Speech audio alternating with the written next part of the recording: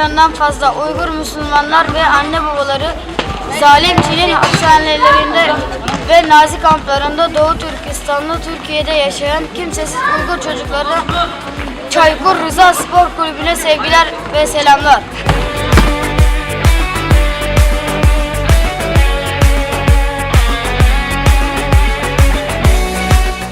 Dünya umursamayan bizim gibi mazlumların sesi olduğunuz için sizlere şükran ve teşekkürlerimizi sunarız.